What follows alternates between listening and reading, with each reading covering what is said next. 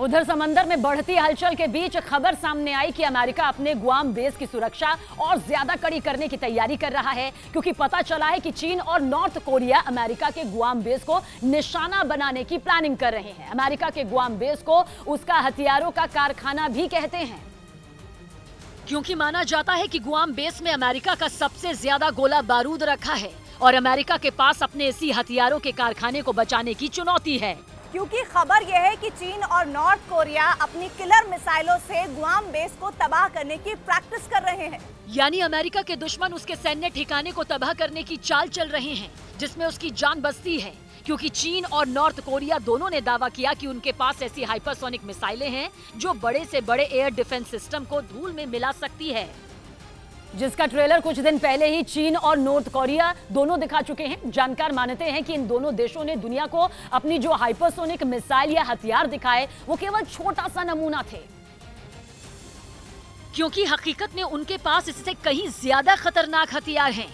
चीन ने ताइवान के आसपास जो ड्रिल की उसमें उसने ज्यादातर बैलिस्टिक मिसाइलें दागी, जिनमें DF-17 जैसी जानलेवा मिसाइल भी शामिल थी।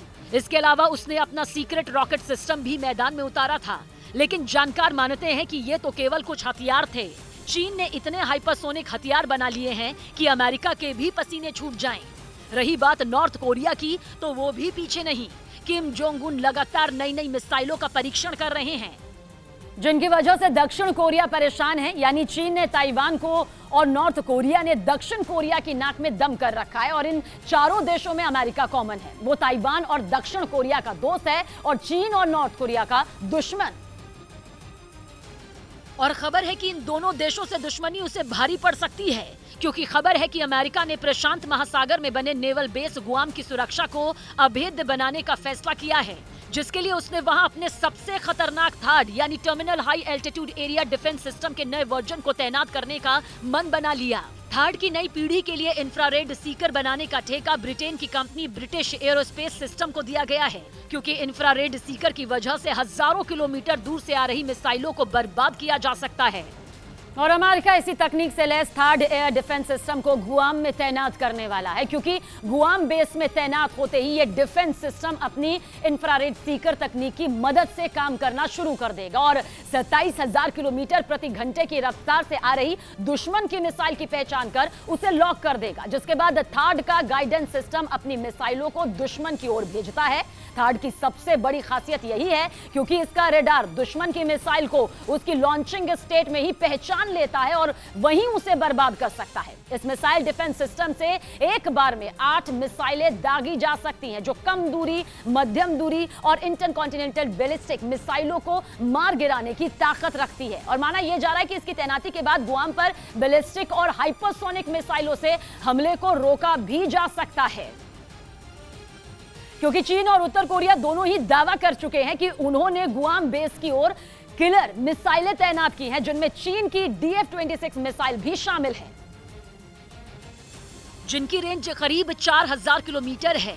और चीन और अमेरिका के गुआम बेस की दूरी भी करीब करीब इतनी है। गुआम चीन, जापान और ऑस्ट्रेलिया के बीचों बीच समंदर में एक छोटा सा टापू है, जिस पर अमेरिका का कब्जा तो है, लेकिन ये अमेरिका से करीब 12,000 किलोमीटर दूर है, जबकि चीन से इस द्वीप की दूरी 4 से 5,000 किलोमीटर।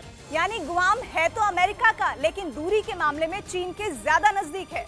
और यही बात अमेरिका को सोने नहीं दे रही, खासकर तब जब चीन और उत्तर कोरिया की मिसाइलों का मुंह गुआम की ओर है। अमेरिका की इस द्वीप में जान बसती है, या यूं कहे कि गुआम बेस वो तोता है जिसमें अमेरिका की जान बसती है, क्योंकि अमेरिका से 12,000 किलोमीटर दूर गुआम में उसका सबसे बड़ा हथियारों का कारखाना है। यहां अमेरिका का एक नहीं बल्कि 3 मिलिट्री बेस है, जहां अमेरिका के बॉम्बर दिन रात पहरा देते हैं। और यही नहीं, जानकार बताते हैं कि गुआम के समुद्री तटों पर उसका खुफिया सैन्य अड्डा है, जहां परमाणु हमले के लिए पनडुब्बियां तैनात हैं। लेकिन इससे भी ज्यादा खास है वो जगह जो गुआम के दक्षिणी इलाके में है, क्योंकि कहते हैं वहां अमेरिका के हथियारों का जखीरा है। करीब 1,63,000 की आबादी वाले इस द्वीप का 1/4 हिस्सा फौज के हवाले है और फिलहाल इस द्वीप में 6,000 से ज्यादा अमेरिकी सैनिक भी तैनात है। गुआम की अहमियत इस बात से समझिए कि इस द्वीप में की मदद से अमेरिका की पहुंच दक्षिणी चीन सागर, कोरिया और ताइवान तक है। यानी अगर यह बेस तबाह हुआ तो अमेरिका के हाथ पैर कट जाएंगे। इसी वजह से अमेरिका वहां अपना 3rd एयर डिफेंस सिस्टम तैनात करने जा रहा है।